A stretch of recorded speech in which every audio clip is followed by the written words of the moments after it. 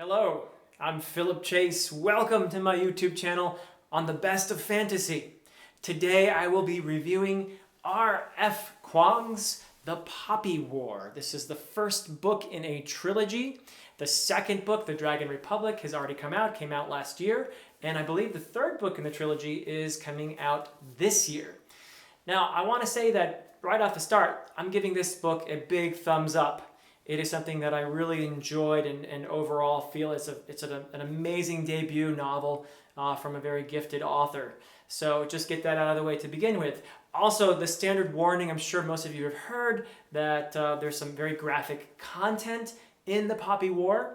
It is a war book and includes scenes of carnage and violence, and there are mentionings of rape and some fairly disturbing themes in here, including drug addiction. So be warned about that. So even though I really would love to give this book a full-throated endorsement, and for the most part I find it to be an excellent book, I do perceive a couple weaknesses in there that I want to begin with, and then I'm going to move on to the strengths. So let's start with the plot.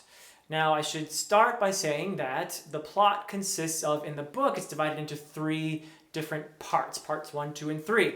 Part 3 is more or less an extension of part 2, so I'm really going to talk about the two parts. And the first part is kind of the standard fantasy narrative of a gifted orphan who makes her way to magic school. So it's in the tradition of the Wizard of Earthsea and Harry Potter, and I think probably most striking in its resemblance is The Name of the Wind. So there are some similar motifs and themes along the way. But this part of the book I think is fairly well done, and you see some of the usual tropes. There's the rich bully who gets in the protagonist's way in the beginning. There's also the crazy but wise mentor. So those kinds of tropes that you see, and they're handled pretty well, I would say, for the most part. The second part of the book is a war story. This part also on its own I think is handled pretty well. But it's the integration of the two parts that I think suffers a little bit. It feels a little bit stapled together, if you will, with links that are somewhat perfunctory and not quite convincing. There is a little bit less control over the narrative, the plot, as the book progresses as well. And when you zoom into a more detailed level, I would say that there are some the plot consists of some very important moments, iconic moments at times. The problem is that there's not quite enough work done in between these moments to make those important moments feel as compelling as they otherwise might. My second criticism is probably related to the first, and it has to do with the supporting characters.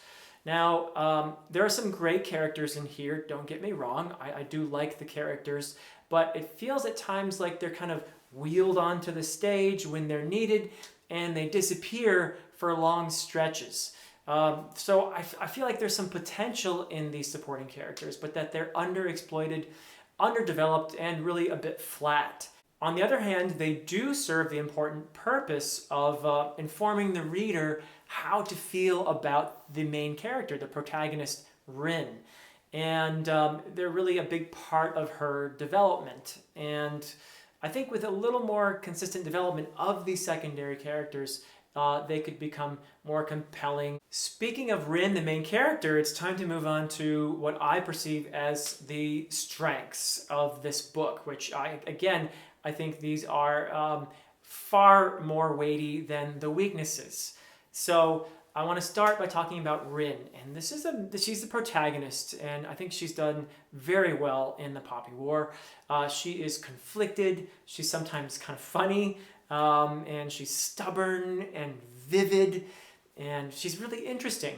You know, for one great example of this character showing her kind of no-nonsense, her practical and uncompromising approach to adversity is how she decides to deal with menstruation.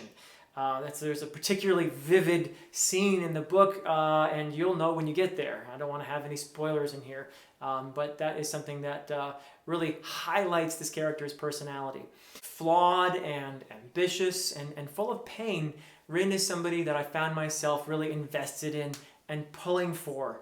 So I think very well done when it comes to the main character.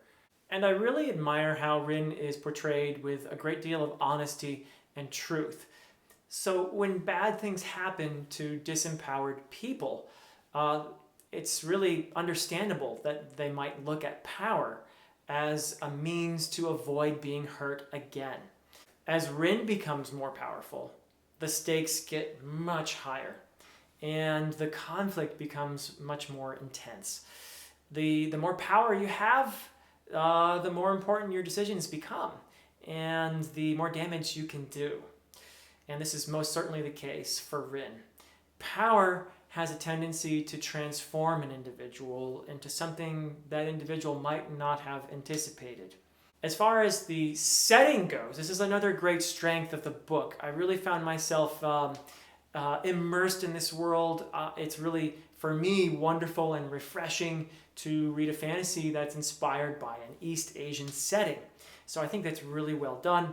Kuang has also been very upfront about how she was inspired to write this book by her graduate research in the field of Chinese history, in particular the Japanese invasions of China, which really included a lot of really horrible atrocities. And so this certainly finds its way into this book.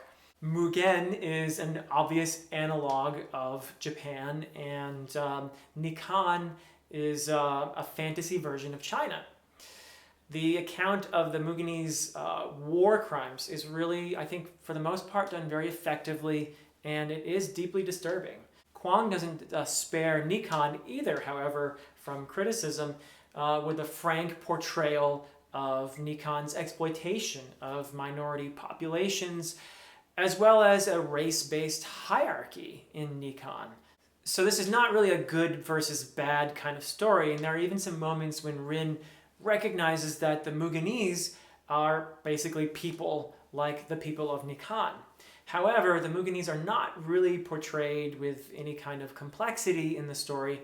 They're basically brainwashed imperialists who are capable of horrific atrocities because they're convinced of their own superiority. I think overall the setting is a great strength of this book. And related to that as well is the magic. The magic is done very well in here. You have shamanism, and magic is very much linked to the gods, which makes for some interesting theological discussions that are, I think, very gracefully inserted into the narrative. A lot of the characters are atheists who are still somewhat superstitious, so it makes for an interesting theological context in here.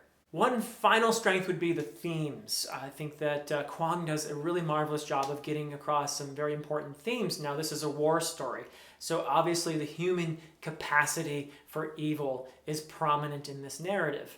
She takes a very frank look at what war does to people and what people become during war.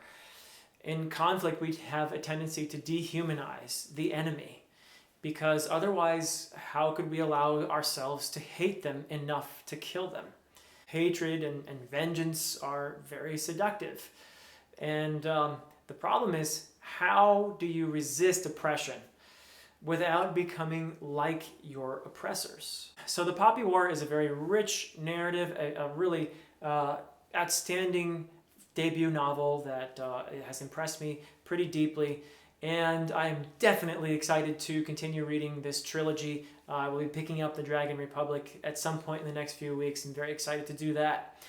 But next week, I'm going to be doing something a little bit different. I'm going to be reading Jim Butcher's Stormfront, the first book in the Dresden Files. I've been hearing a lot about how good this series is, so I'm really excited to be reading the first book, Stormfront. And I hope that you will join me for that review in a week. Until next time.